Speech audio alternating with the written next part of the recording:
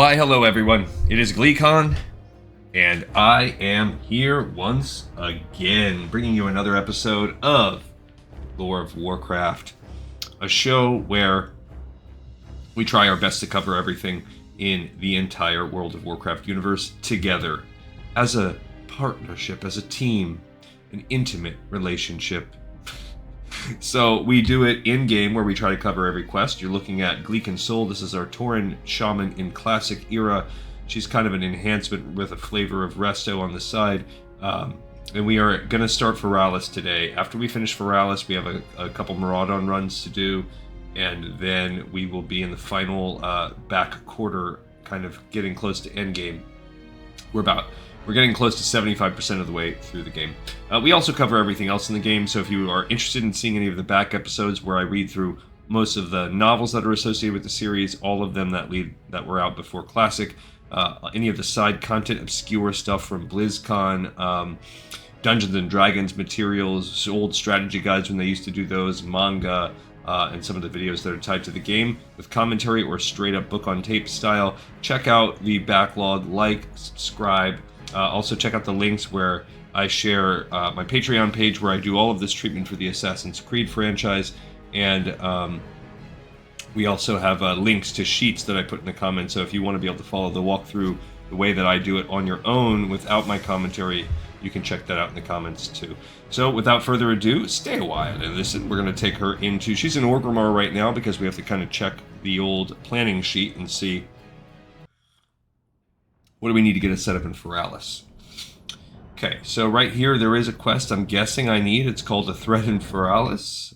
So that's how I pronounce it. I could be wrong. But if you look at my actual sheets here, we go back over. We do have a Threat in Feralas, and I think that's probably the only one. It's a little less painful doing this zone as Horde. So we're going to pick up this first quest. This guy, I don't know if we've talked to Belgrim Rockmaw before, but he says, "The days grow long, and still no end to the conflicts of these lands can be seen. It takes no spellcaster to know that much. Take up a blade while you can, Shaman. War can come to our doors at any time, and if I'm not mistaken, you look to be one who revels in it." Okay, and we'll do a Threat in Feralas now. Feralas is an ideal location for an accomplished adventurer to prove herself. A tribe of ogres called the Gordunni are the dominant military force there, and their numbers are growing. They must be stopped before they threaten our presence in Feralas. A warrior I know of named Rock Orhan resides at Camp Mojach in Feralas. Go to her. She will tell you more of the situation when you arrive. I kind of say it more like Camp Mojache. We're not going to do Betrayed. That's what I call. That's a quest that takes us to Ajara, which is the next zone. Actually, we're going to do Felwood, then Ajara. Alright, so before we do any kind of traveling, let's go. What I always do is I take the quest that I picked up, and then I go through and I build the actual list, if you want to follow along both the order that we do it and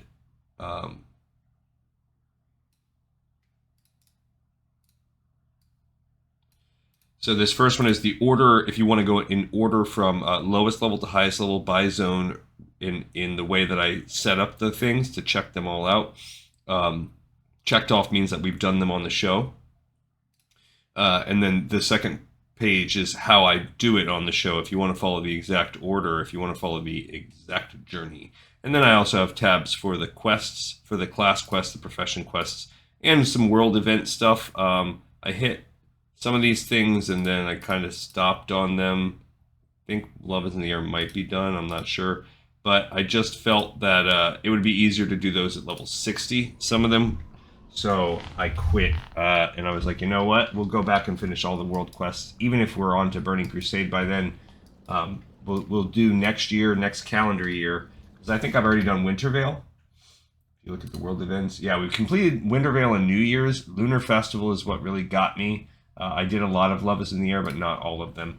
Or maybe I did do all of it. I don't know. All right, so now we have to travel to Feralas. It's going to be a little bit of a flight. Last time I spent our free time talking about kind of how to prep for Maraudon, but we're a little far away from that. So I will not do that today. All we really have quest-wise right now is a mission to go. It's really a breadcrumb with the mission that, hey, there are some ogres there that are giving us a problem. Maybe we should take care of them. And they're not wrong. In fact, those ogres will eventually lead to the tribes that require us to interact with Dire Maul. But Dire Maul is an end game. It was not part of the original release, at least as an instance. It's very, very popular because of, well, one, it's a higher level dungeon, so it's good to get some loot from. But two, it is popular because you can do what's called a tribute run, where I don't remember exactly what it takes. You have to... You haven't lived until you've looked down on the world from the back of a wind rider. Path. There we go.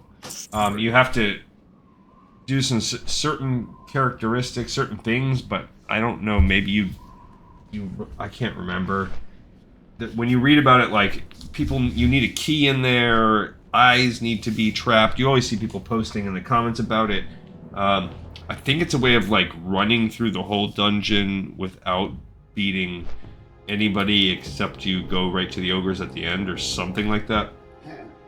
And then if you do that, you can get, like, these treasure chests that basically give you buffs. So it's one extra with all the raid people that collect buffs nonstop. There's a vital, healthy economy of people opening up that dungeon, getting it all prepped, and then you get them to add you to their party while one person sits in there.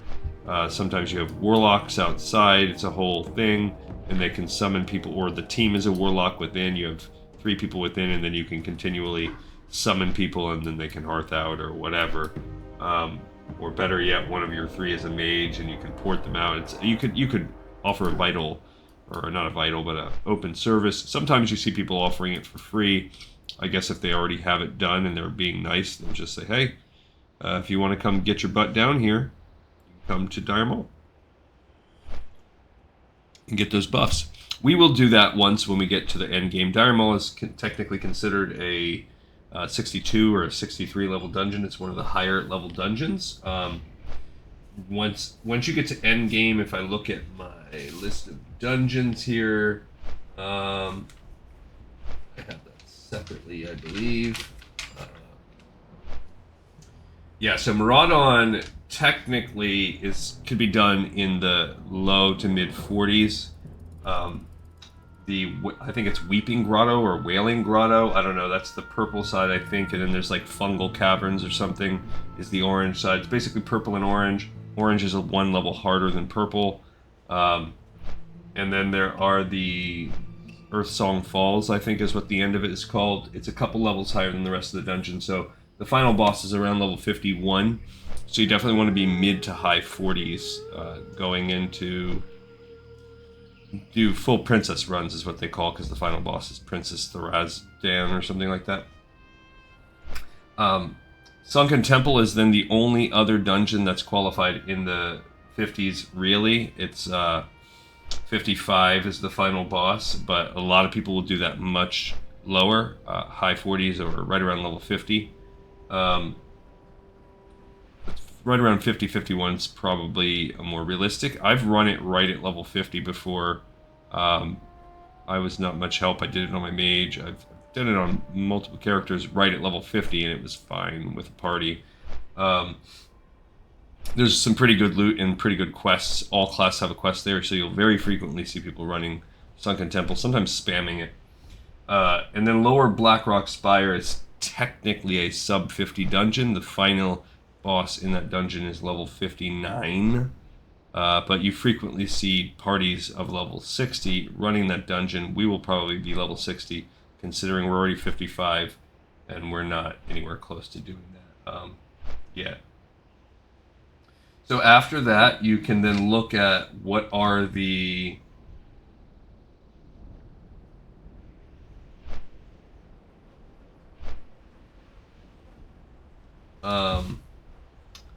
what are the... Sorry, my mom just texted me. It kind of threw me off my vibe. So you can look at what are the level 60, like what are the end game dungeons, because they're not designed for leveling. It's a whole other experience. They're designed exclusively for gear. The lowest one is Lower Blackrock Spire, and that's the hardest mobs are level 60 in there. You'll see that run. You actually don't see it run very often because it is a massive. It's the final real. It's just an insane dungeon. It's freaking bonkers. So normally that is a guild organized event. It is going to take hours. I don't know how we're going to accomplish it, if we're going to do it in stages. Even running it in retail and trying to figure out where everything is in its original form is just insane. It is a completely insane dungeon. Tons of verticality. And it's so big, mobs are, even with a good speed, are gonna reset. So if things go wrong, things can go really wrong. It's just it's a crazy experience. We're gonna do our best to run it. We're gonna run it and get the quests done one way or another. It just might take us a while. Then Scalamance's technically has a level 61 final boss. So you're already going beyond. A lot of people run Scalamance. There's a lot of good reasons to go to Scalamance, gear-wise, quest-wise. And then everything else after that has mobs, final bosses that are 62. So you'll always have a little bit of a deficit trying to hit them. And there are only 3. There's Upper Blackrock Spire, there's Stratholme, and there's Dire Maul. Dire Maul was added in after... I don't know exactly what order I want to do Dire Maul, how it's all going to work out, but it was technically added in after these other dungeons were added in. So, but so was Maraudon. Maraudon was not an initial release dungeon. Once we run that, we'll actually be taking some time off to do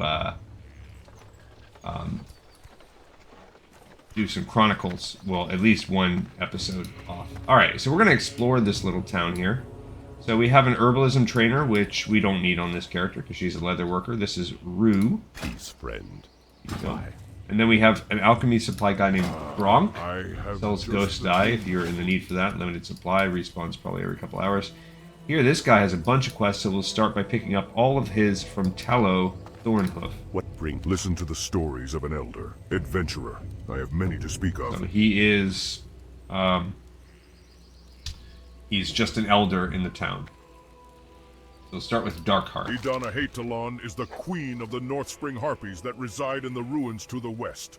She is pure evil. I have heard that her heart is one of crystal. She is void of any emotion, aside from the hate she feels towards all others.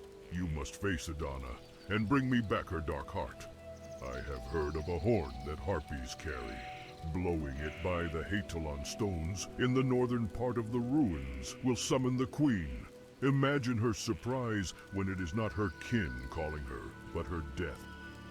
Okay, so this is Darkheart. So what we do now is we'll go back. This is going to be one of the later ones, yeah, because it's dealing with the episodes that we did yesterday when we finished with this alliance. We were able to go up and finish the zone by fighting these harpies for a different quest up here. And I kept telling myself, man, I feel like you have to kill these harpies for some reason. That's why. You've got to kill them kind of like with the centaurs outside of Maraudon. You have to kill them until they drop a horn. You blow it, except this is much easier. It's not an elite. We'll not be doing that today. That's kind of the last region that you do. I did forget while we were in Orgrimmar, but we will level up at some point. We'll have to go back, but I did forget to pick up the quest, there's a quest called Stone Talon Shards. It's a pre-Maraudon quest, right? Shadow Shard Fragments, we'll have to pick that up. All right, Vengeance on the North Spring. In my day, I was a seasoned hunter. There wasn't any creature around that I feared until I was out in the forest, sharpening my blade after a tough battle when I was ambushed. Harpies surrounded me, and I barely managed to drag myself to safety. Even now, I can still hear their cries echoing. I was never the same after that, but the hate boils inside of me. I must get even after all these years. The North Spring Harpies can be found to the west of here. Adventurer, get my revenge. So this is where we will have to specifically kill the different types of harpies. just kill 4 of the generic, 4 of the rogue feathers, 4 of the wind callers, 4 of the slayers. Those are standard harpy classes. And again, we won't be doing that today because that is, one, the harpies are the kind of most difficult part of the zone, even though it's not really the hardest, but from a level-wise, but also it's just so far away, it's out of the way. It'll be more easy to do that when we starting to plan ending the zone. Okay, Strength of Corruption is the last one we're going to pick up because Lathendris' Web is a dire maul quest. Being a hunter, I strive to emulate the strengths I see in my opponents. It is possible to turn the battle in your favor by simply knowing your enemy well, adventurer. In a place called Fellwood, north of Ashenvale, the creatures have been tainted by a substance called Fel. The bears and wolves have been driven mad by it, but I believe that they have also grown even stronger as well. Go, adventurer. Travel to Fellwood and face these beasts. Learn for yourself if they are truly as strong as I believe. Okay, so you have Feralas, and very similar to Feralas is Fellwood in terms of structure. It is another wood with a ridged path. It's a little bit more narrow. It's somewhat of a hybrid between Darkshore and Feralas, but with that Fel energy. But this is going to have us going there, so there's just no way around it. At some point, this is one of the out-of-the-way things we're going to have to do as Horde. We have to go. This is called Strength of Corruption. If you hear my dog barking in the background, my little chihuahua, I think there's a squirrel outside, and she's losing her mind. That is actually the highest level quest that's not the repeatable ones, and that repeatable one, sometimes they just make those higher based on how long they want you to be able to get rep for it. It's not actually based on skill. So that's truly the most difficult quest because we've got to go to Fellwood and fight those. That will not be today either. Alright, so we picked up everything we need from Tallow. We're going to keep exploring up around this area here. Oh my, I hope someone... But the problem is, my daughter is not here. My son is on games with his headphone on, and he never helps with anything like that. And my wife is sleeping from work, so this dog is left to his own device. You are just in time, I hear her. person. Let me explain the situation, and then you can decide if you are up to the challenge. But if Belgrum sent you, I am sure your courage is unquestionable. But hopefully it's not that noticeable to you guys. Hopefully it's my mic picking it up like that. But I wonder, actually, I can look at the levels and see. Either way, we are about to turn in the threatened Feralas to Rock Orhan, who is a person that is walking around an orc. Yeah, you can hear it. Might have to pause and go yeet the dog. Okay, so we are checking that one off, a threatened Feralas. That one is now done, our first Horde one. The effects of the Gordunni Ogre tribe can hardly go unnoticed in this area. Look around, adventurer! Their very presence scars this land. We must push them back before they expand even further into Feralas. Follow the river north, and you will find their outpost. Decrease their numbers, adventurer. We must show them that their kind is not wanted here. Alright, so she's basically, now that we've talked to her, now that we've been sent there from the Horde, from Orgrimmar, she is saying, okay, well, what we want to do is go kill them. Kill the generic ogres, the mages, and the brutes. A lot of them appear down here in the high wilderness, but the easiest way to catch them is up in this area, which is where we will start killing them. So that's the Gordunni. This is the opposite. This is the easy side of things. This is where we will start today. The Ogres of Feralas. This is a multi-step thing. We got a couple Braves making the life miserable for Alliance trying to pass through this camp for a shortcut. And here we have another little building here as we explore Camp Majache. This is Janos Lighthoof, and he's an actual druid Many trainer. are the paths of the Earth Mother. May your ancestors watch over you, adventurer. I didn't know there was a druid trainer there. Druid trainers, I feel like, are kind of pointless because they can all just go to Moonglade. Alright, and here we have another Brait, but we have another guy right here, Krueg Skullsplitter. It was Well interactable. met, adventurer. I've traveled with my companion down to the Feralas on a mission for our Orgrimmar masters. My life mate Corin finds great pleasure in new clothing, so I aim to make her a new cloak adorned with the gossamer wings of fairy dragons. Would you be able to help me? Sprite darters with gorgeous wings I want are west of Camp Moyachi. And he said it a little better. This is called, what's it called? A New Cloak's Sheen. So this is the direct opposite of what we were doing in the Alliance. Alliance, we had multiple quests to protect and rear and grow up these sprite darters. And now that we are Horde, the quest is to kill them because their wings look good on clothes. So definitely a different vibe. Here is Lurana. She is a food and drink vendor. We don't need any food or drink. And then here's a little dude out here, a goblin named Orwin Gizmic. I just arrived here in Feralas, and I've heard that the Gordunni ogres that inhabit the wilds here have some interesting minerals. Who knows what they are up to, but they sure are protective of that stuff. They don't leave it just lying around. No, they bury it to protect folks like me from getting their hands on it. If you'd be willing, I'll give you my shovel. Go to the Gordunni outpost north of here and dig me up some Gordunni Cobalt. Look for the blue glow, then start digging. Alright, that's a good one because this Gordunni Cobalt, one, it's easy, so it's right near the beginning. But two, this is a quest that we can tie into killing these ogres up here. So there is another quest called Pusillan and the Elder Aj Tordin, that's Dire Maul. So we don't need that one either. Here's the flight path. Shin, we've actually been here multiple times. This is Sage Korolusk. Several years ago, a Never lone mind. elven master... I'm not going to talk to him. That is a Dire Maul quest also. This is Blaze Montgomery, a Forsaken, next to a mailbox. Okay, come in here and look at this little part of the camp. Here's a Sage Pale Runner. Don't know what they're there for. Back here is Hadouken Swift Strider. Hail! We must ensure the survival of this camp at all costs, adventurer. Our enemies must not be given any quarter, for they would surely give us none were we to need it. And he's going to give us the easiest quest. The Gnolls. They are more than a nuisance. They are a constant threat to the existence of this very camp. It is irrelevant whether they are indigenous to Feralas or not. Irrelevant. If we do not strengthen our resolve against them, we will find ourselves driven out of the entire region. The Gnoll attacks against the camp have become more fevered as of late. We need your aid in thinning their numbers. Bring to me 10 of their mains, and I will reward you handsomely for your effort. Go. So it's kind of messed up. The Horde, yet again, we've moved into a new zone. This is not this is a camp made just on the borders of the zone, made by the Tauren, and we encounter gnolls who, sure, are primitive, but we are essentially like, let's go kill them.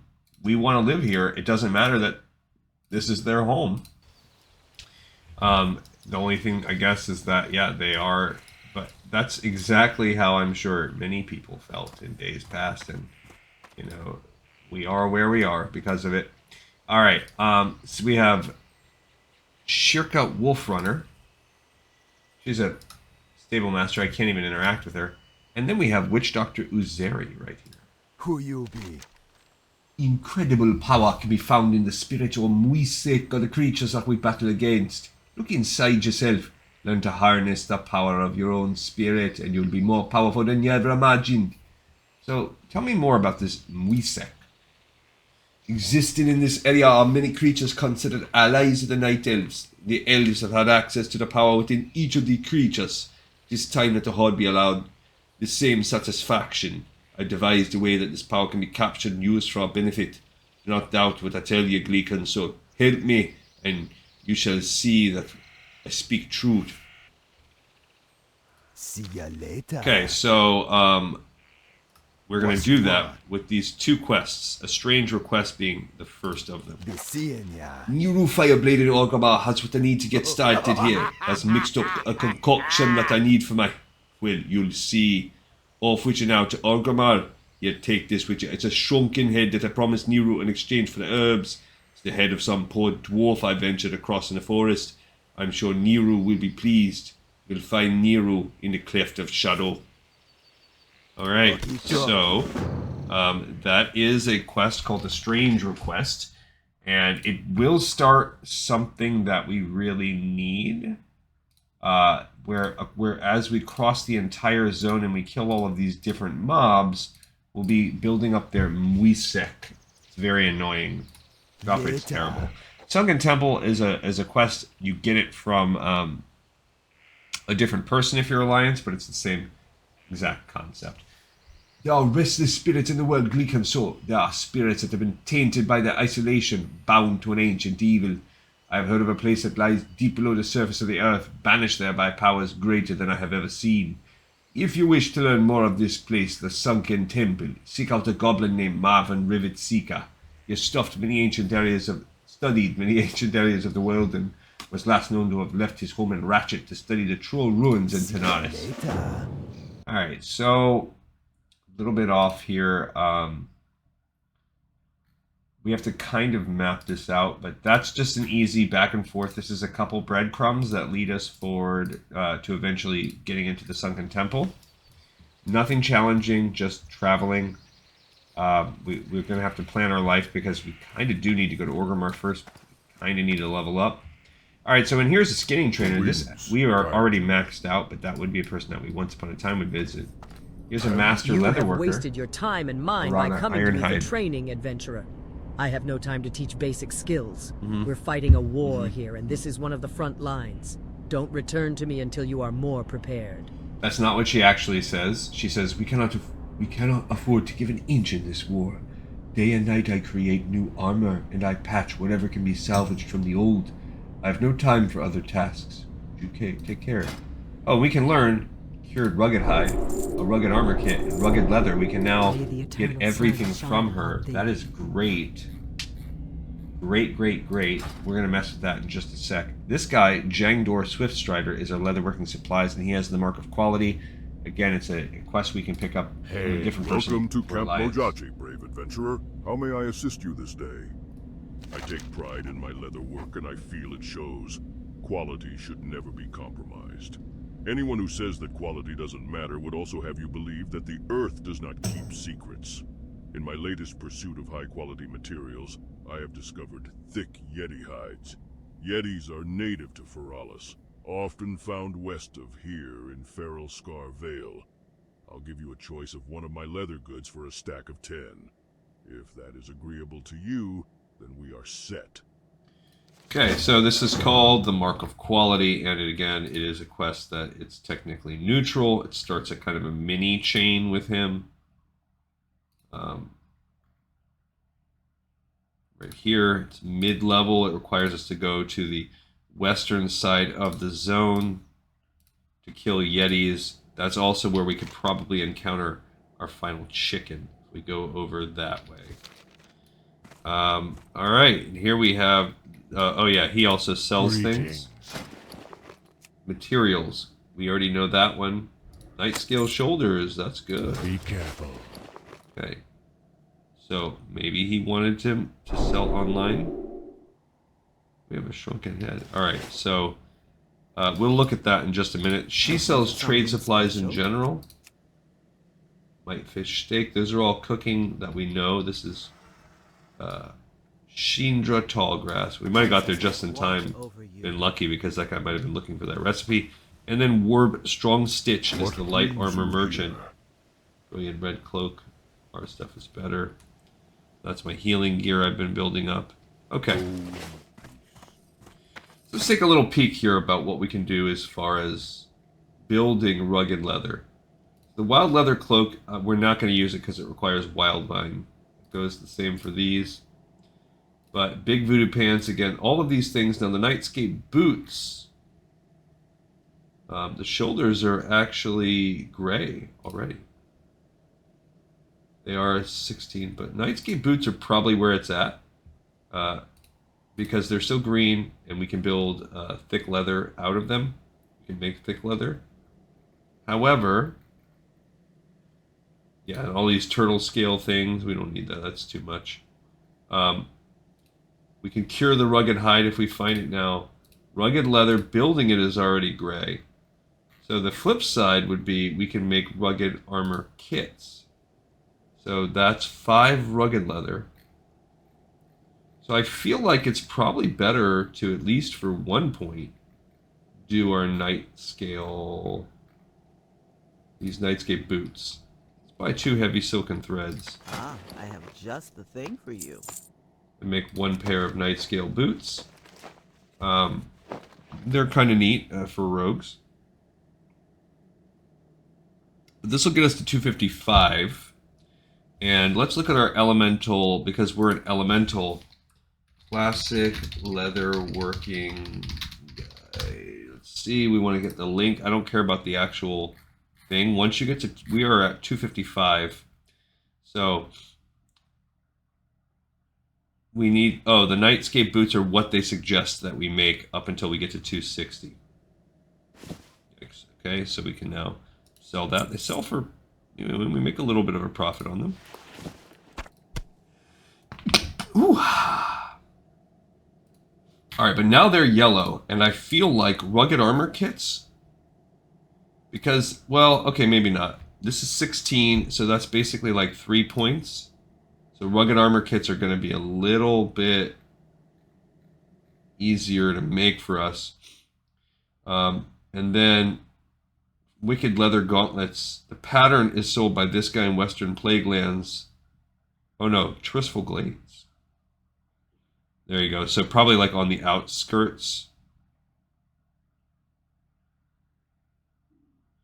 Alright, so we need those wicked leather gauntlets.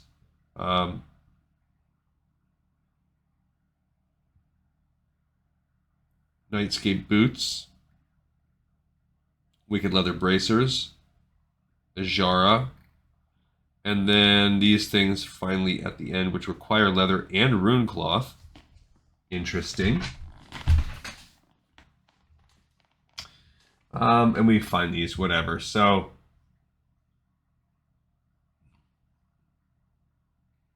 what I want to do is look at, yes, our elemental specialization. Okay, so we have, no, not elemental. Dragon scale is where we went. All right, so we have this guy, yep. And what do we do with him? Okay, cool. We have the trainer. What does he teach us? He teaches these different recipes. So let's sort this. We have dragon scale gauntlets, I believe. Yeah, right there. I mean, that's pretty cool. If we wanted to farm all of that, it's something we can consider at the end. But now that I'm 255, I can learn dragon scale breastplates from him. So we do need to make a visit to learn from him. He teaches a bunch. And then at 260, we could also learn the dragon strike. So he teaches a bunch. Let's look at the map and see if this is quest related, or do we have to, we need to get to a certain point and then he'll teach us. Where do that be? Yeah, he's not there. Eventually he'll have a quest that's tied to it. Alright, so I guess we're gonna go ahead and do, how many of these boots can we currently make? 16.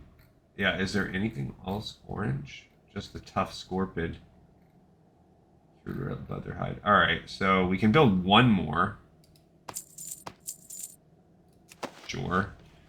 And then, because making the rough, I guess that's what we'll do, is we'll convert our thick leather into this, but I'm not going to shy away from making rugged armor kits. We have so much rugged leather already, and it will be useful to have these rugged armor kits. Like, look how many thick armor kits we have.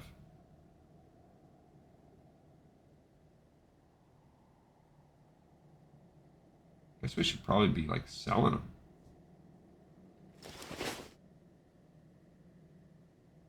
Perfect, okay. So we've got one boot that we just made there. Boom, bada bing, bada boom. Okay. Then we can't make more right now because we don't have enough thick leather, but I feel like I'm going to make these bad boys. We're going to make them for a while. Yep. 7. 8. Perfect. I think they're not suggesting that you make these because technically, material-wise, this is a worse use of your resources.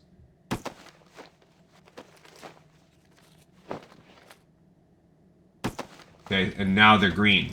So now I feel like, Nightscape boots are still, however, yellow. So they're pretty good to keep growing if you get more. But what else do you do? I mean, we really have to just look for... This is up to 260, so we could get this. This is rugged leather, but all of them you need these dragon scales for. And then ultimately, once you get past these are pretty cool. Pretty cool leggings. If I wanted to farm the leather. Farming rugged leather is fine. So maybe I do that. Maybe we do that. Oh, a rune thread. Where the heck do you get rune thread at? Yikes. I bet you have to have a tailor like make that for you, so I'll probably have to buy it online. Cured thick hides. I probably have some of those. Yeah, I got a bunch of them. Alright, so that's my... I could make one more thick leather. But I'm not gonna... I'll save that there, but I'm not gonna make a heavy leather because any thick that we get, this is still these boots are still the best way to go. Alright, so that's pretty good. We started making these things and we'll use them. At your back. My boots have armor, pants. Oh, these are not high enough, right? Oh, yes. You know what? Screw it. We'll upgrade them. Here we go. And I'll save my thick ones, because eventually I'll stop building those guys, those rugged armor kits. Give me a pinch more. Alright, so that was a lot. But I think we've cleared the camp now. Because the only other thing in this camp is this house. And I would, before we start our traveling, I would like to level up. And we still need 90k XP to do that. Alright, here is another brave out front. Inside here you have a reagent Tarhus, a reagent vendor. Something special? In case we needed any onks. Oh, I do actually. Okay. That's all I really need. That. Cool. We shall meet. And then Innkeeper How may The wind on the plains. You are always welcome here. And they just have regular Innkeeper stuff. Upstairs, out back, there is another guy, Kwind True Aim, who is an actual bower. So if you're a hunter, there is where you get your ammo at. It exists here. And that is it for this town. We've fully explored Camp Mojache. Took us a little bit of the episode to do so. Let's see where we're at on record time. Oh, we're fine. We're doing great. All right, and so now we have reasons. If we have to go to the Eastern Kingdoms for anything, we have a few things that we need to do. Well, mostly just one. We need to go to Badlands to work on our leatherworking out there. All right, so let's make a plan. I think first, well, the Woodpaw Knolls are the lowest level quest. That's going to be nothing for us. So I guess let's just bust that one out really quick. There's nothing really over there. And then we'll fight the ogres as well. But the war on the Woodpaw, this is just such a... I don't even want to mix it with the iridescent darter wings. I just want to get this quest taken care of. It's not going to really help us on our goal. The mobs are pretty too low level. I mentioned this before. If I could remake my list, I would re-slot Feralas elsewhere. I would really redo how I organized my thing. Alright, so we have to kill a total of just 10 Woodpaw gnolls. I'm not even going to totem it up. These guys should be quite easy for us. Today is also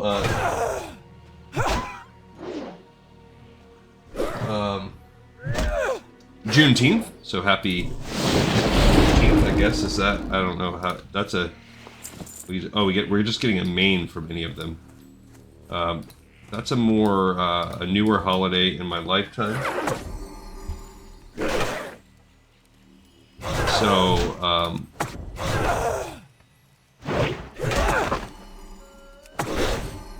I don't know the appropriate.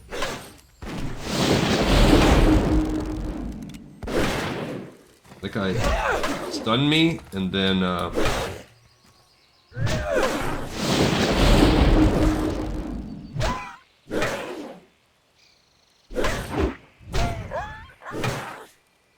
ran off to shoot me. But I think there is, I think a lot of places are closed and stuff today. I think it's a government holiday. I'm pretty sure my place of business is closed. I'm kind of still on vacation time right now. I have some lingering things to take care of at the office, but nothing pressing. Alright, I was just about to say it seems like we're getting 100% drop rate, and then I missed one. So, we've gotten 3 out of 5 kills. 3 out of 5 guys have dropped. Typical gnoll classes, we have the Brute. You have the generic Woodpaw. And I got to do the math on, I think actually... Alright, I gotta do the math on what's the best way to heal. Alright, so 418 heals me for 1191. So basically, let's get the old calculator out and figure out the exact 1191 over 418. So you're getting a 2.85, so just under 3 life per mana spent if you go max heal. If I go lesser healing wave, 290. Oh, that's probably the way to go. 716 divided by 290. Oh, that's basically almost the exact same. It's actually it's worse because I think I said 2.85, and that's about 2.47. So lesser healing wave is worse, and then if I go, yeah. So I think the big boost. I think I actually previously did this. I had in the back of my mind. I think it's the most mana intensive to do the big boost. So anytime I'm like getting near low, I could go with that. Alright, we're halfway through our mains. Go fight these brutes. And I could just consistently drop totems if I really wanted to. That doesn't matter. Really, because we're topped off on mana. But if I throw a heal here, that'll drop us a little bit. Or I go in here and I fight the little pocket of them. That's a good way to do it.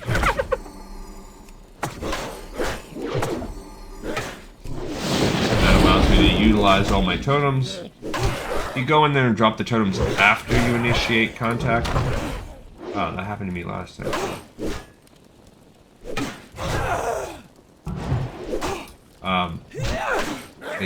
They net you and then run.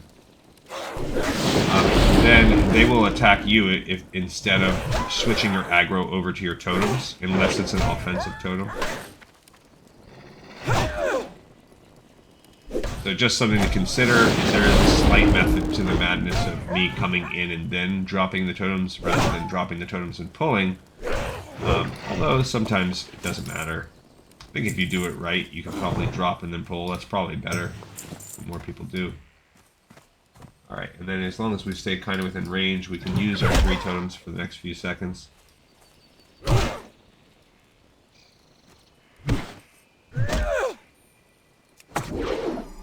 To continue to pull. advantage of the increased defense, offense, and mana regeneration. Trappers are annoying. Anything that can net me. See,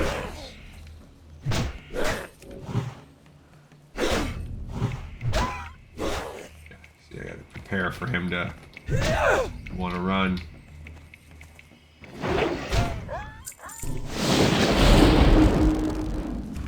Pull that guy with a ranged attack. Get one more person out of this totem setup that we had. There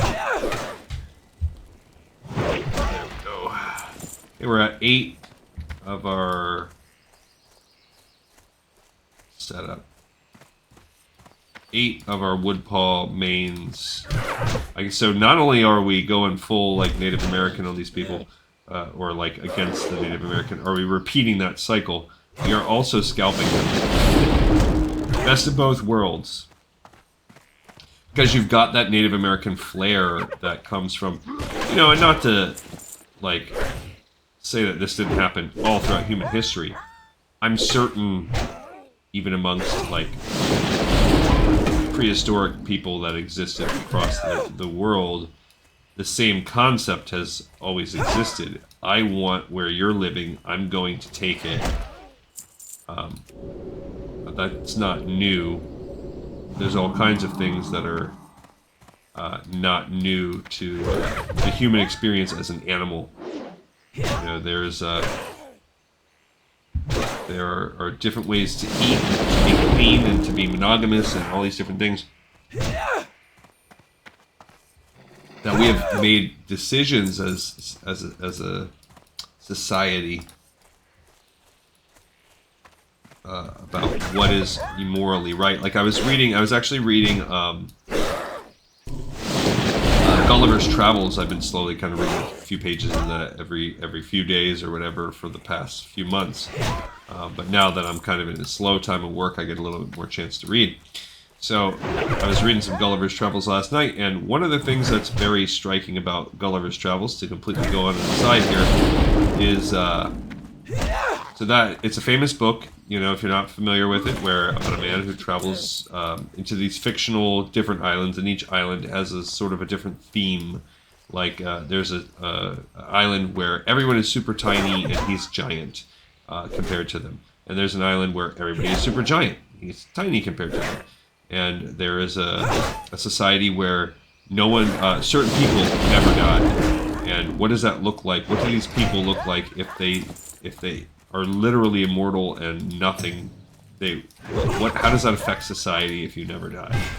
And then there's so there's some commentary throughout where he pokes the writer. It's escaping me right now. Who wrote Gulliver's Travels? I'll smack myself on the forehead. It comes to me in a few. But there we go. We got the final main.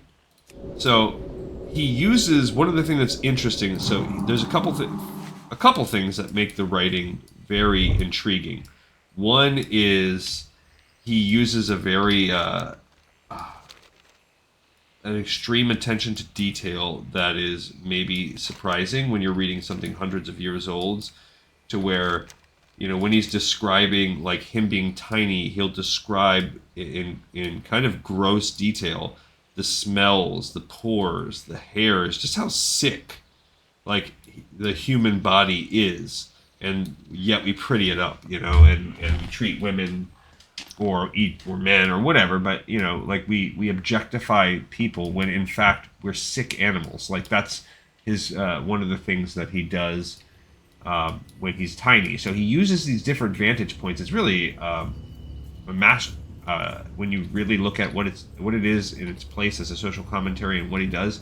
It's really great, and the primary purpose of it is to use these absurd fantasies to poke fun or to poke holes in the absurdities that we as society were living with at that point in time. All right, let's turn in more on the Woodpaw. How may I aid you? Goodbye. We drive them back, and yet they still attack. Someone or something must be driving them into a frenzy. Oh, you have returned, Beacon Soul? Do you have the means I require for the bounty to be met? Something is making them attack. Maybe it's the fact that we're sending people out to kill them? This is proof of a good start, adventurer. Your skills as a soldier are to be commended. You are not the only one I ask that task of. Many before you have fought them, and in times past our efforts have kept them at bay. Recently, though, their attempts to push northward into our area of influence have increased dramatically. Their attacks have also become more savage, almost as if they were desperate. I have a plan, though, adventurer, that might settle things once and for all against them. Alright, so that is giving us this... What's it called? The Woodpaw. That one's now done. Good for us. Bully for us. And he's going to give us stuff too. The plan is for various leaders of the Nobles, alphas as they call themselves, to be taken down within rapid succession.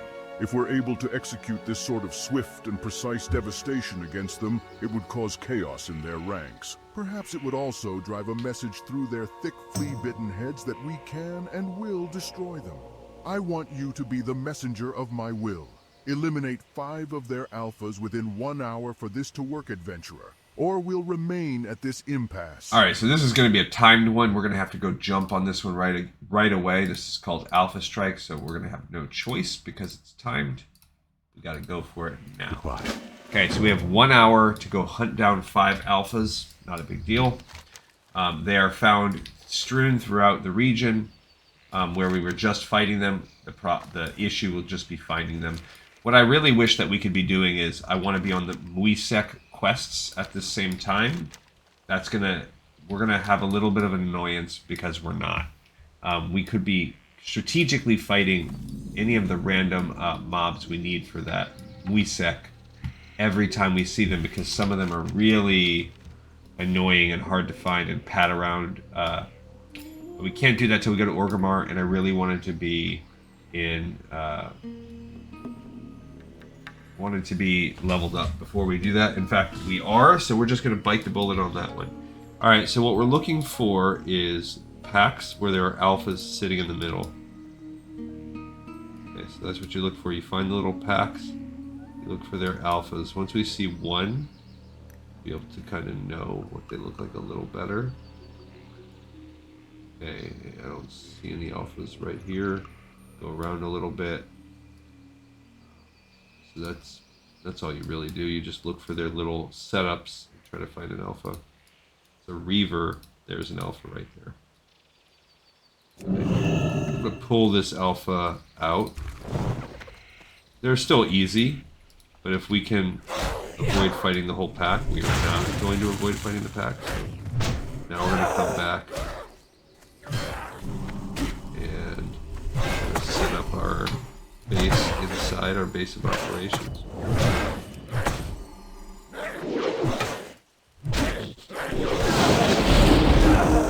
So he is being healed. Big part of what's going on here.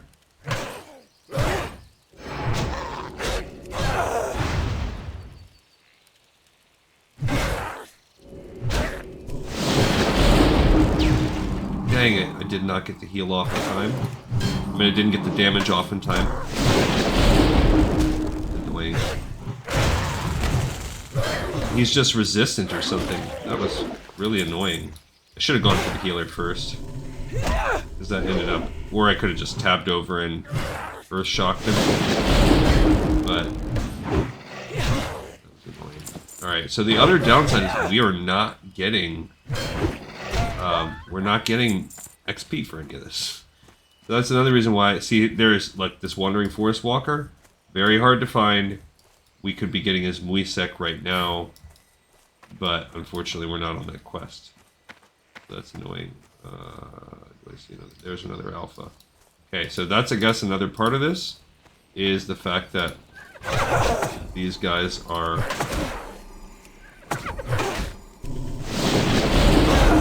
They are part of this base or whatever. They did something to me.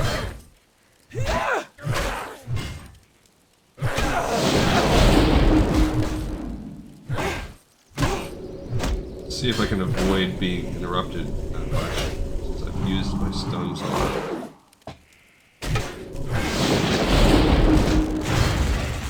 Alright, so we took down that. A little low on mana. not that low. Okay, I've been focusing on that healing, so we have a pretty good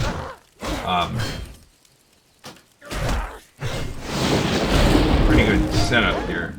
Okay, we got our second Woodpaw taken care of, and then we're gonna have to do a little bit of rejuvenation here as we sit. Let's go ahead and open up one of our easier things. We have poached sun scale. Okay, we'll eat this tender wolf steak. What do I have? I do have 13 juice. Also have these little sausages to eat too. Okay, I'm not going to do the juice. We're just going to increase our spirit and go about our ways. Yeah, that's fine. Alright, so we did get our second alpha. That's good. So now we got to go around and look for another one. There's a camp we already killed up there. The good thing is we can navigate pretty easily since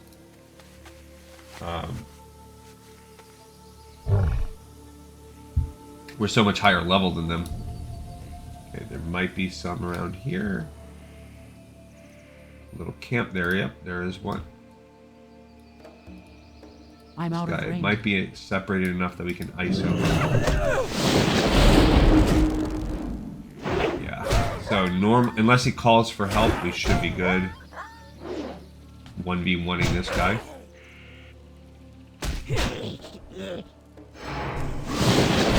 So yeah, I guess the annoying thing would be that, keeping in mind that you have an hour to do this, that's all.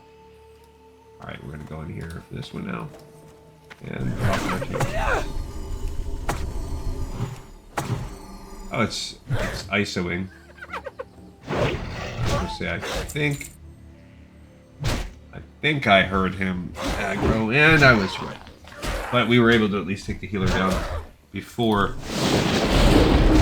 he was fully done. He is now enraged. I think that was kind of what was happening before also, is they get enraged and then they're more resistant maybe. Alright, so we're going to find one final alpha. They have not tended to be... There it is. In packs. I mean... Right, same deal. Let's go after this guy. Now this might aggro... Nope, it didn't aggro the whole crew. Just aggroed a Reaver with him. This will be our final alpha, and then we have to go turn it in.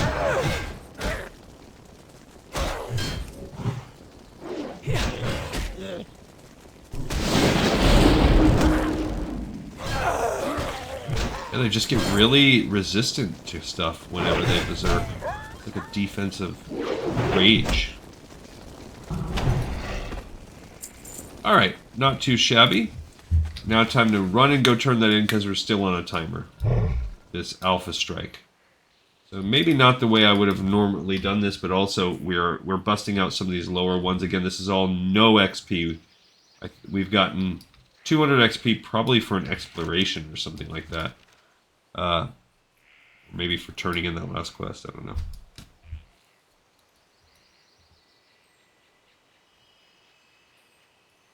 Oh, you got someone new to the game when there's a little ad that says rend resets in 1 minute. Thanks for the heads up. Would that be applied in Undercity or just Orgrimmar? And that is how you can tell when someone is new to the game. I'm sure I didn't know that either once upon a time. I definitely didn't, but I didn't care, and I just found out over time. You know, you just experience it for a while. And you kind of learn the vernacular that way.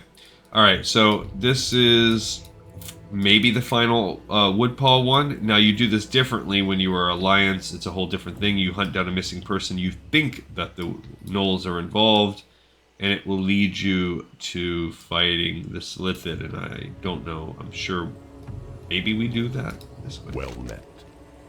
You've done as I have asked, and for that I salute you. Take this small reward as compensation for your efforts, adventurer. With their numbers thinned and their leaders slain, the gnolls will think twice about storming the camp. This doesn't conclude the issue at hand, however. There must be some reason why the gnolls have been whipped into such a frenzied state. Before they have a chance to regroup, though, I want to find out what is causing it. Alright, so we have finished Alpha Strike, and then that is how it's going to kind of tie in there. Like, what's going on? Gnolls aren't the sharpest tools in the shed, but they will no doubt have some sort of documented strategy on their recent activity. If we were to find those plans, then we'd have a clearer idea of what is making them so worked up. I want you to head back to the Woodpaw and find anything that might resemble their battle plans. They have to have something. Their attacks have been too coordinated to be done without them. Find them and return to me when you have them. Be careful. Alright, so this is called Woodpaw Investigation now. It's the next step. He wants us to just go get some plans as we continue this Woodpaw storyline. It's not hard. This is what's going to lead... I mean, I guess let's just go continue it. We're already doing it. We might as well just continue the Woodpaw storyline since that's where our life has taken us today. Did I check off the other one? Yeah. Alright, so this is kind of the similar... This is going to dovetail us down into the Silithid down here. Yeah, this is not that bad. Where are we at?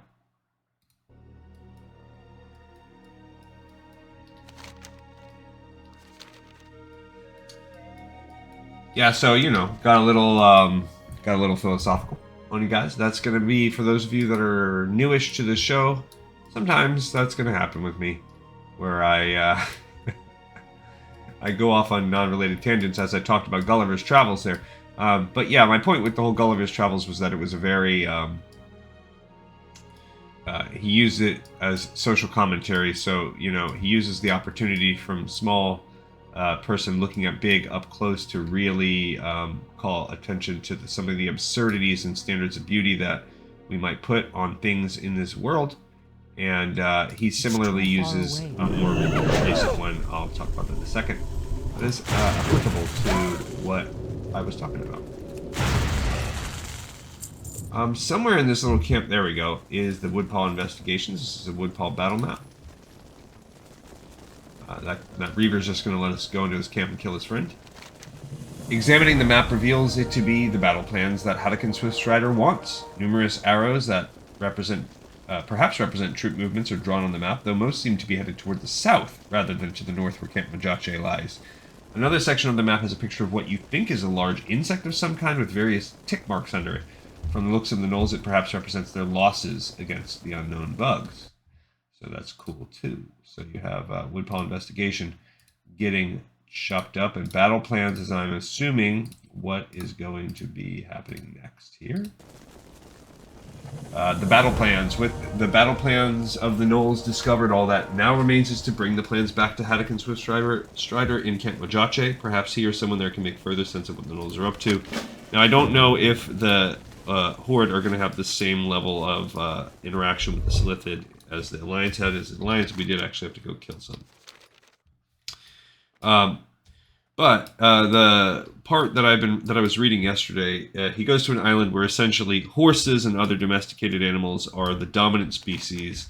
They can all talk, and there are humans, but they're primal and savage. And so there is a little bit of commentary used, directed at this sort of abuses, particularly of circa a few hundred years ago, and that's kind of what I'm getting around to.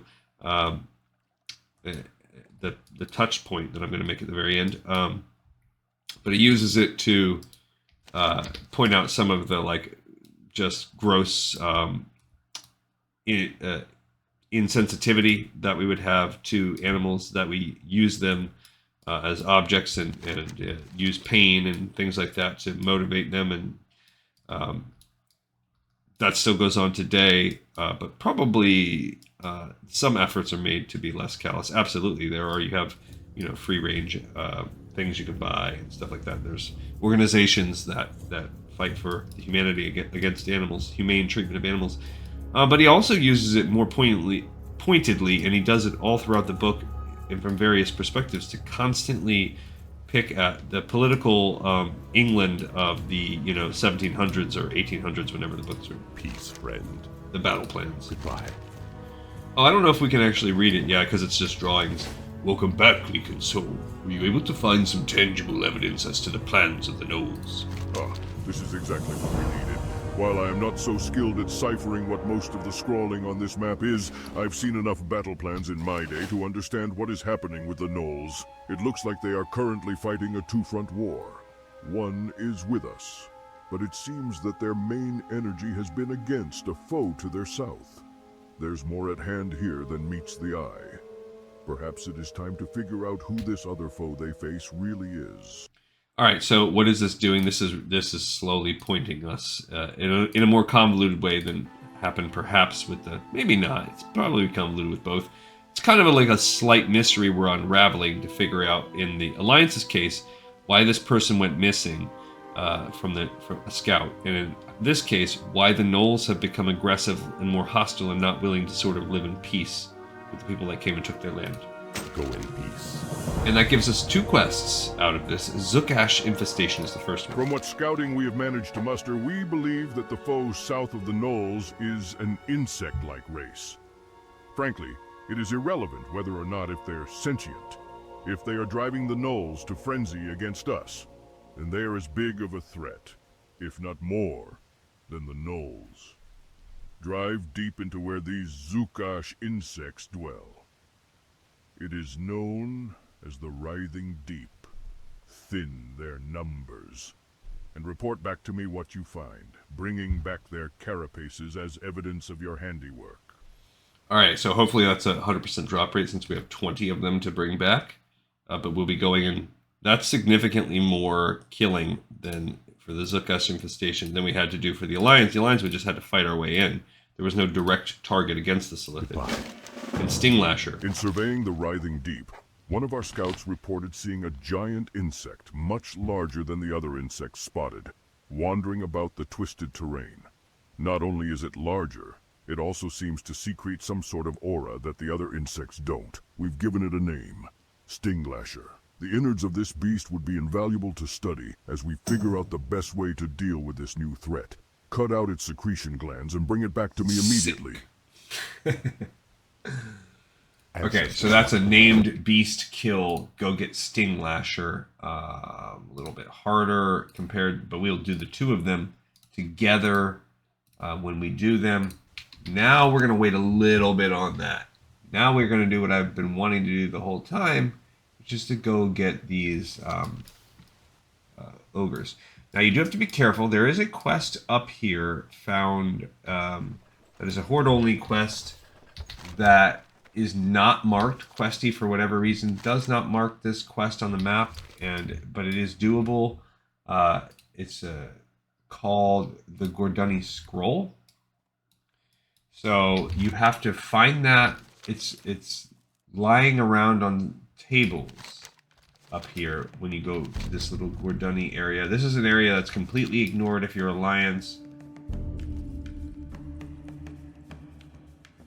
People are complaining about the deadness of this server. I feel like it is fine. It is what it is, you know? Yes, it said they've given too many options. Yeah, you've spread out to where hardcore doesn't exist with other people anymore. You have spread out the game to where anniversary, you've tried to introduce silos where there's seasonal content for the people that like that model.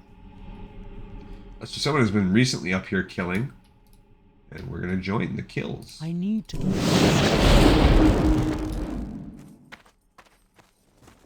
Okay, so we're looking around for a couple different things. Like I said, you want to find these Gordunni Scrolls. We need to kill just 25 of these different ogres. What's our time on? That's what I wanted to check before. Yeah, so we're doing pretty good. It'll give us maybe 30-ish more minutes. We'll at least finish this Gordunni part.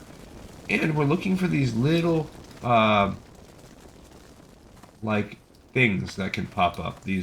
That right there. Okay, So we're going to get this Gordunni Scroll by these pictures. You can find these in multiple spots throughout this encampment. It doesn't just have to be right here. But it opens up a quest called the Gordunni Scroll. Picking up the soiled scroll, you notice that it seems to be depicting some sort of meeting or ceremony. Rock Orhan would be interested in this scroll and what it might mean to the Gordunni. Okay, so that is the Gordunni Scroll picked up. It is not technically a drop because it is found up there, but it is also not mentioned.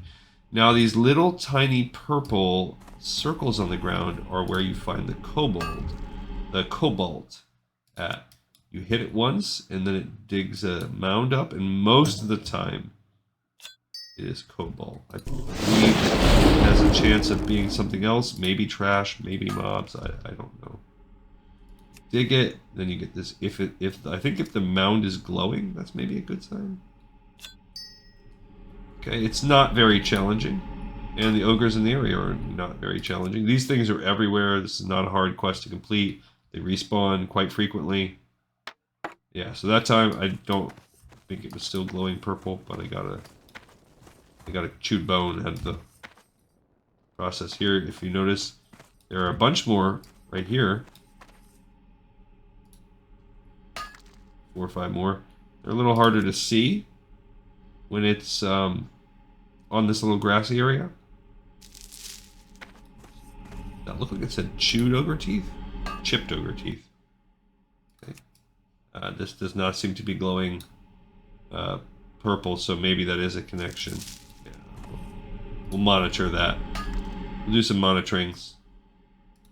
This one does not seem to be glowing purple either. Got ourselves a sexy little loincloth. You can't even... It does say legs, so you could rip it. I mean, this one is glowing purple. Yeah, so that's, I guess, a giveaway. If you wanted to save yourself a little time and just not dig those up, this one should also be good. It's purple. Something to consider. Okay, we do need 10 ogre mages as well. There's another one of those Gordunni Scrolls. Like I said, they're all over the darn place. As well as, looks like a little bug flying around. And we got a steel lockbox. That's probably a little trash. Alright, so I'll continue I'll wrap up what I was mentioning before. So, in particular, when in Gulliver's Travels, when they are talking about the distinctions, as he does in many other points in the book, between human society and this animal society, he puts it to where he talks about specifically war and the atrocities that are committed in war and the valuation of soldiers as the most honored role one can take in society, and the reasons that one might go to war, and so on and so forth. And he always does it very tongue-in-cheek, where he is acting as though he's over the top, supporting all of these things, and this is why the human race is so much better than these horses, these talking horses, or whatever. But it's clearly a point at some of the absurdities and unnecessary atrocities of war.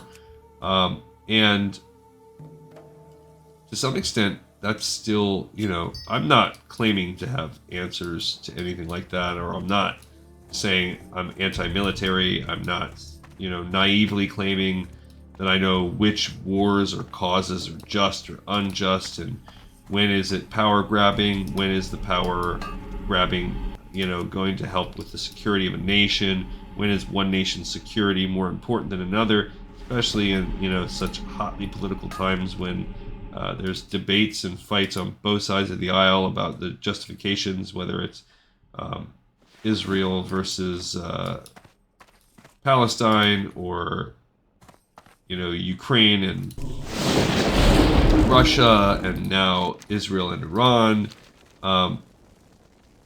That's not what this show is here for, and a lot of us come to these kind of things to escape that. So I'm cognizant of that, and I would respect that.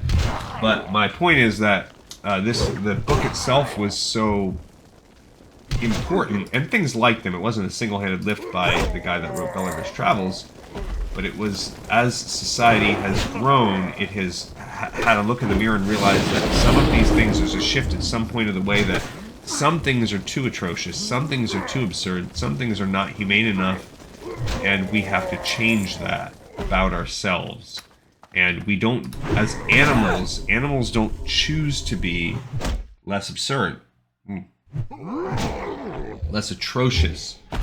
They just do whatever they're going to do. But also, animals don't have the capacity to create massive atrocities. So an animal might ferociously, a wolf or a lion might ferociously tear apart a zebra, or whatever.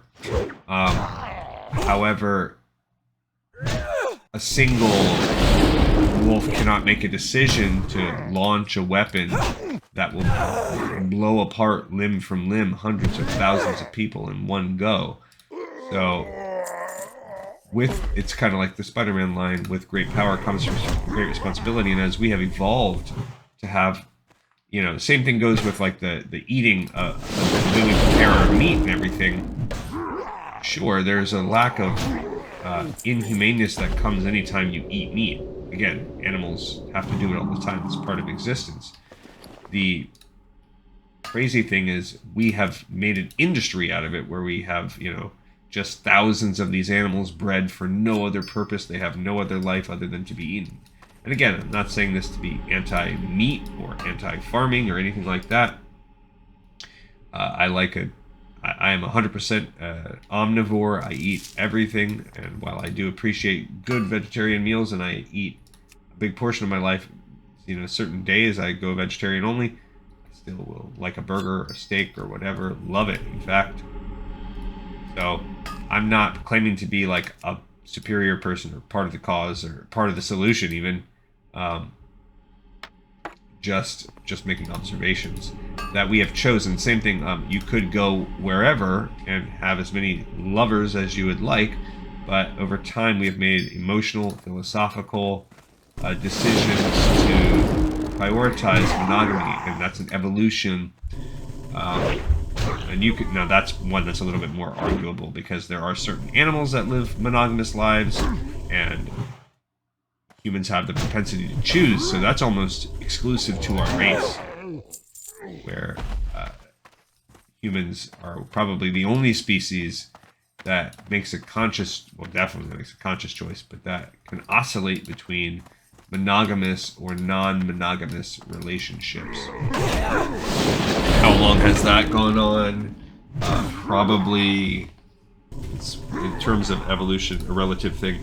But my point of all of it is that we have made these choices in society to make moral decisions, as opposed to allowing our unchecked animal desires to increase. And it's largely because we have evolved.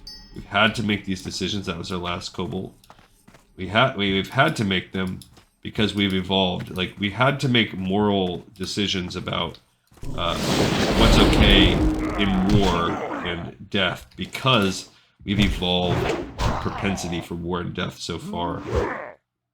We've had to make decisions about what's moral about our treatment of animals, because we've evolved our ability to exploit and destroy and consume and generate animals far greater than, exponentially greater than before. So as we've had these great powers, we now come with moral decisions, and we've similarly evolved our way of thinking about them and discussing them and having narratives about these different things. And the people that help us evolve, the things that help us evolve, are not the scientists or engineers or business people coming up with these new ways to exploit or more efficiently conquer or whatever. It is the artists, and that's the role that they play. They help our brains and our hearts and our spirit keep pace with the way everything else is coming. It's changing. So just like right now we're undergoing an evolution in technology, particularly you can talk about evolving with AI and stuff like that. And although I am a little bit less bullish on that. I feel like it's a little bit exaggerated and for capitalistic purposes. I don't think AI is as crazy as it is billed.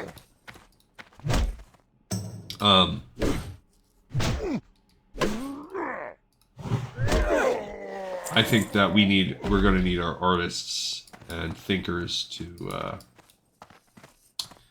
help us navigate this new era as well.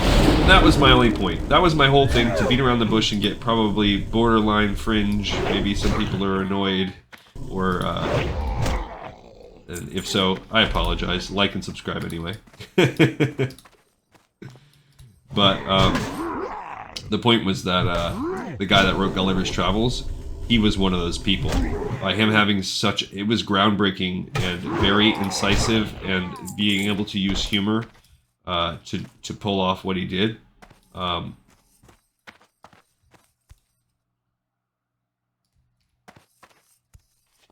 was able to walk by that guy without fighting. Forced a conversation to the front, and that was... And it was probably no small contribution to helping or pushing evolution in this direction, where we have to reckon with the cruelty of war, you know, it's maybe unnecessarily, or the cruelty towards animals, or the absurdity of some of the beauty standards that we were putting on, particularly women. And all doing it while, you know, while making you laugh and a good time. So, interesting times. If you notice, I've been avoiding the brutes. That's because you only needed 5. We've already hit our cap on those. We still need 6 of the regular ogres and 3 more mages. I don't know why we're so far behind. There's one more pocket of these Gordunnis in the back. And I will stop talking about philosophy now. That really is not even something that's percolating or whatever. Just something I thought about yesterday when I read a few pages in that book. Here's more of the Cobalt attempts, if you wanted that. Okay, we're going to find another ogre. Now, the regular ogres have a little one-handed mace, a little baby mace. Whereas the brutes are using a two-hander mace. I guess these guys really like maces. Not the 90s, early 2000s R&B singer. Mace, not that one.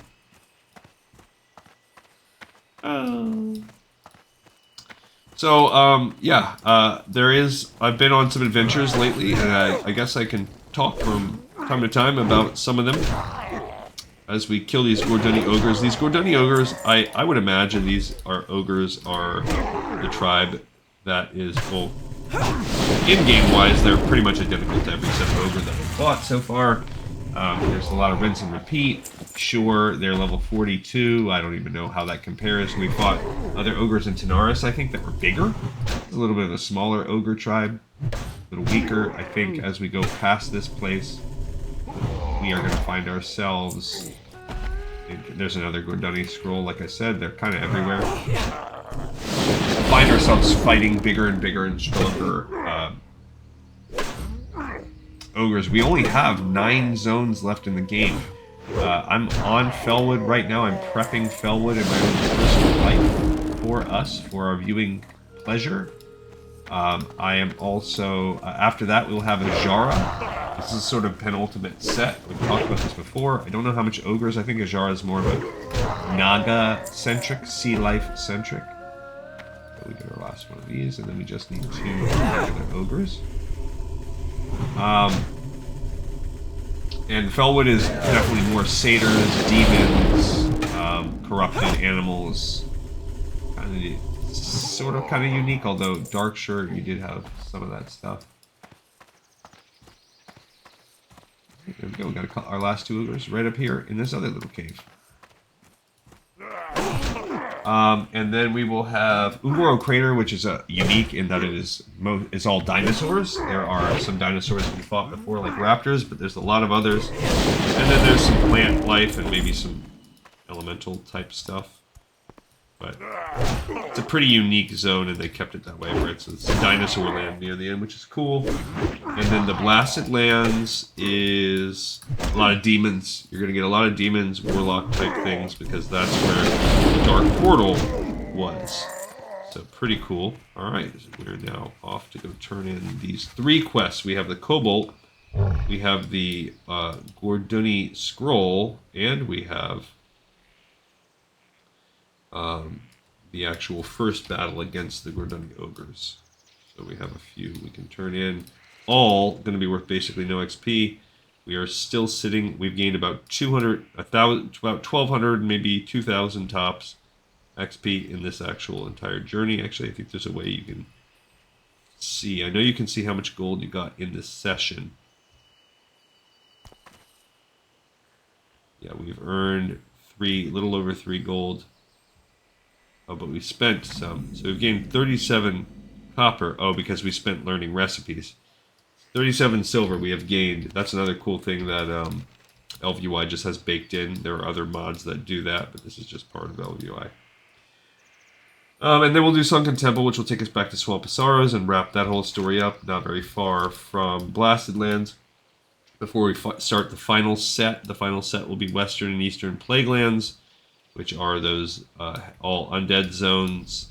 We gotta find... There she is right there. So we're gonna go ahead and turn in the Ogres of Feralas Part 1. Adventurer. In time, the land will heal. We must not give up. Okay, so that's Ogres of Feralas Part 1 finished with her. Excellent. Now that you have proven that you are a step. true fighter, I trust that you possess the courage to continue with the task at hand. Travel to the high wilderness, southwest of here. There lie some abandoned and destroyed structures, on land that once belonged to the Night Elves. Look for these ruins, and when you see the withered trees and desecrated terrain, you will find the Gordunni. Push them back. These ogres are much stronger than the ones you faced previously, adventurer. Be aware. Okay, and that's Ogres of Feralas Part 2. Right down here. Cool. Pick that up. And let's turn in this Gordunni Scroll. Fight well, friend. What is this? This scroll. You found this in the Gordunni outpost? Don't know that that's going to really turn us into anything more useful. Maybe it will, maybe it won't. These seem to be plans for some sort of dark ceremony, adventurer.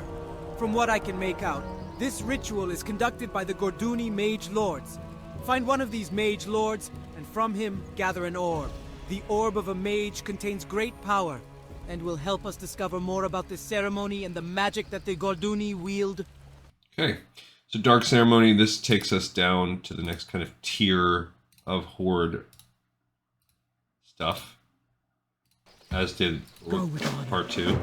And then we do have the other part, the Cobalt, that we were messing about with. This has all been humanoid killing so far. So we have not had the opportunity to gain any leather. What's up? Get on up there and start digging. I got places to go and people to see. Time is money. Perfect. I will take these along as I continue my travels, adventurer. I'm sure I can find someone that will pay a pretty penny for this cobalt. Here, take this for your trouble. And just easy peasy, nothing. Like, no, that's not a chain. That was just one more thing you could do while you were there. All right, so now, other than to the top, which is one we'll do at the very end, we're now kind of in this tier. We also have a Grim Discovery to do. That's going to be part of once we get the darter, the sprite darters. But now I think we need to... This is all the harpy stuff. So this is the second patch of ogre stuff. And when we do that run, we'll really probably hit this, come back. And then we need to hit this down here. And before we start doing these other little things... Let's see, where are we at with time? Yeah, I think what we're going to do is, first, let's sell. Actually, you know what? We're going to hearth. Okay, so what we're going to do is hearth. And we're going to do part of our stuff that we need to do. Just a pinch of it. And we're going to wrap this up by going up to Felwood, because I don't think we have 2 things in Felwood to do. So we're going to go over to here to just sell. And I do not want to give tips for pants. Just take up a lot of space. Do not sell for very much. I don't want to necessarily pay to open up the steel lockbox.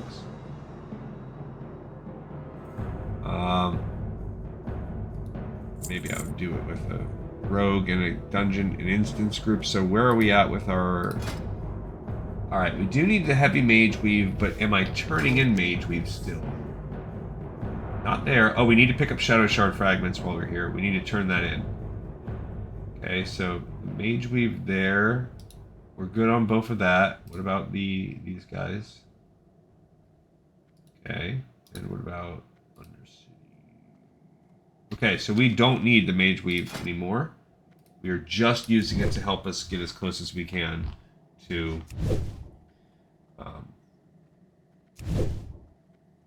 level 300. You can get all the way to level 300 with it. There we go, got 1 point. And if we get to 290, you can get to Marathi. We can get 1 more. There you go, 285. We're very close. 286, fantastic. You want to maximize your silk money, you make the heavy silk. I don't think we need any more silk. We're going to need little to no silk in this game going forward. Unless, I mean, I haven't encountered anything else. That's the problem of me not being that ahead of the path anymore. Alright, so we're going to go ahead and sell these. Normally, I would make normal mage weave. Normal mage weave is going to... be careful. Sell for more per mage weave. Alright, so we're going to go in here to the Cleft of Shadow first. Kemojache right there, that elite version of it, is the breadcrumb that takes you to that Elven Legends quest. So you do need to pick that up before you go do Dire Maul. The frontier, I think, is Silithus. Bone-bladed weapons, that's Ungoro. Yeah, we've already looked up so many of these. Elemental Mastery is the chain that will take us to... Actually, I think it might take us to Ajara. I don't know. We'll have to look that up. Most of them are either Ajara or Felwood. Alright, but this one is, for whatever reason, he sent us here. It's annoying. To go talk to this dude. Actually, the guy we haven't talked to since we did Ragefire Chasm. Niru Fireblade. Listen closely to what you are told and do... Okay. Victory! Yes? I have been waiting for Uzeri to deliver this. Let me give you the herb mixture I prepared for his, well, experiments. Okay, so this is, we're working with a guy that's shady. It's called a Strange Request. And we are turning that bad boy in.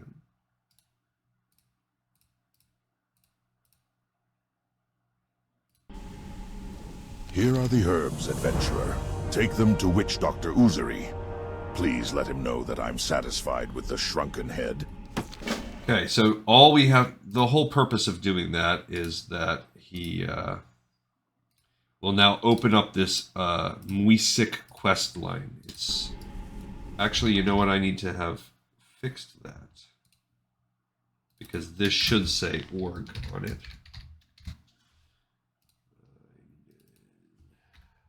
That just so people know this is an Orgrimmar quest. Alright, and we're not leaving this area yet because we are now going to go pick up that... I was going to wait, but then there's just too much questing and I really want to get the Muisek one started because they're the most tedious in the zone, because the mobs, especially the Wandering Treants, are so spread out and the drop rate is so low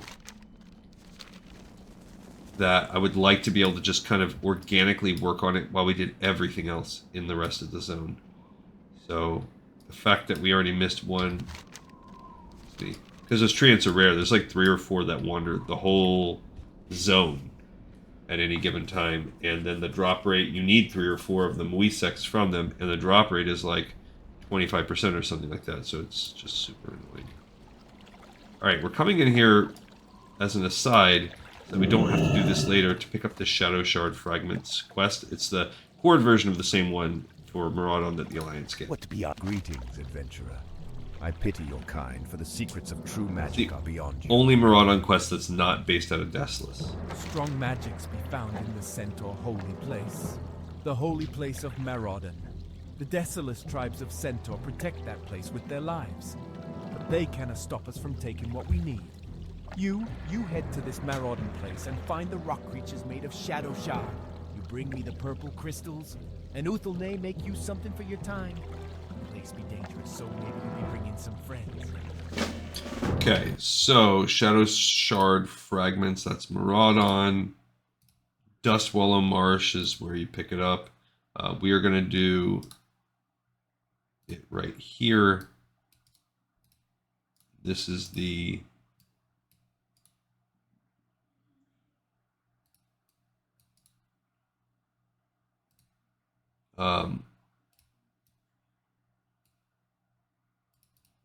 yeah, we're picking up the org version. Let's take this off. This was the Dustwallow version. Okay, same kind of deal here. We're just going to kind of preset this up. We've picked this quest up. This is Maraudon. All right, so there are 8 total quests to do, 5 of which can be picked up outside. On the very last episode, we'll make that work for us. All right, so what we're going to do now is go to a flight path, and we're actually going to do a little bit of the traveling. We are going to fly down to... You know what? We'll do that off camera. This will be where we wrap it. So we'll go over to the flight path. Off camera, I will fly down there, and then on the next one, we will fly to Ratchet and back for the one quest, and then fly back over, and we'll work on some more stuff here. We'll save the Fellwood on another episode. We'll end by me flying to Fellwood, and then making the way back there, so that'll be cool. All right, so that's a good one. We've accomplished some good stuff today. Tomorrow I may or may not do an episode of this. I might try to, just to give me time to keep building up the quests that we're doing, I might alternate lore days every couple days. So tomorrow we might do a shorty with some lore. But this is a good one. We'll continue our journey very soon, and you'll get something from me tomorrow one way or another. Or tomorrow maybe I'll add to the Patreon page, but either way, we'll resume this journey with these guys in a couple days. Thank you so much, everyone, for watching, for listening, and for tuning in. Gleek and Soul and Gleekon himself appreciate you greatly for joining on another episode, which is now in the pipe 5x5.